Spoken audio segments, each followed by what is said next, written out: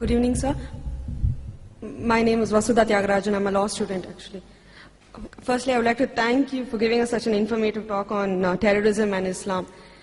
My question is, what do you think is the reason for the sudden increase in the number of terrorist organizations which are basically Islamic and they fight in the name of Islam? And since you say that Islam is giving the guidelines is that women, children, elderly people shouldn't be injured or killed, but there have been various bomb blasts and killings of women and children. What do you think is the reason for that?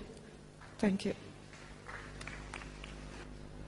The sisters asked a very relevant question, that what is the reason that there's increase in terrorist organization among the Muslims and so many bomb blasts, and especially when Islam says you should not kill children, etc. What is the reason? And that's a very good question.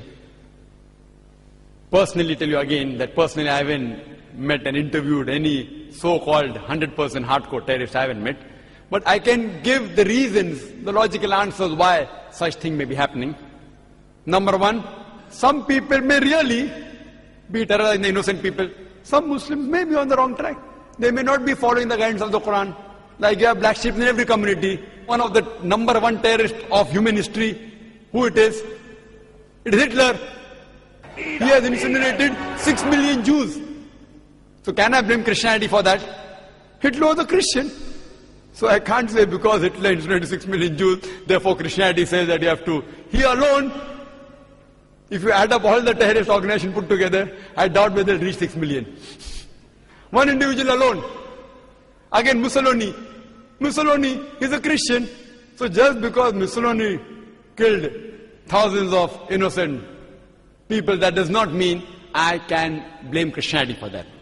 So there may be certain black sheep in the community. Black sheep may be calling themselves Muslims and may be in the wrong, maybe.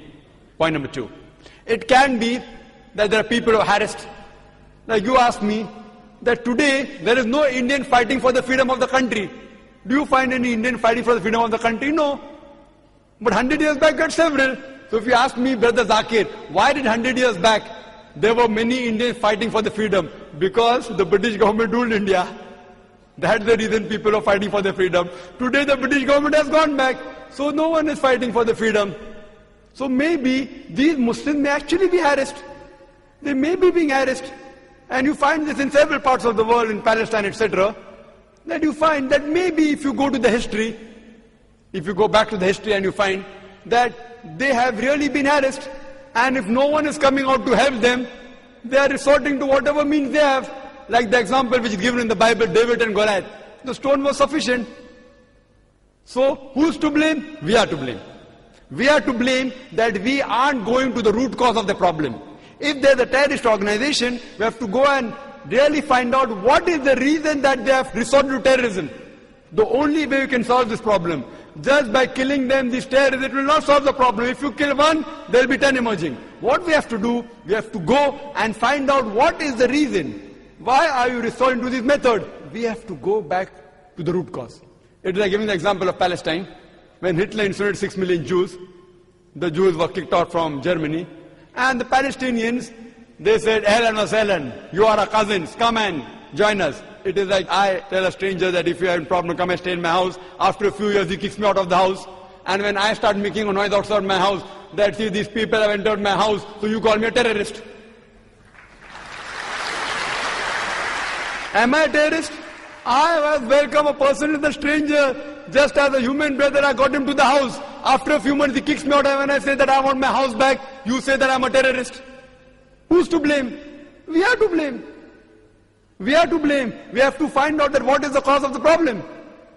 If we, who Almighty God has given us intelligence, has given even the power and to get together, if we get to the root cause, you will come to know that why should a person want to die? Who would like to die? Who would like to die? A person who says that I say I'm going to get killed, so why not I die and take somebody else also? So if you ask the psychologists, they will tell you the root cause is we have to go and ask these people that why are you doing all this, and many times we'll find out that the truth is lying behind it. And the truth is that they may be being harassed, and some people may really be terrorists. Some people may be terrorists, and the people for money, some people for fame, some people for politics.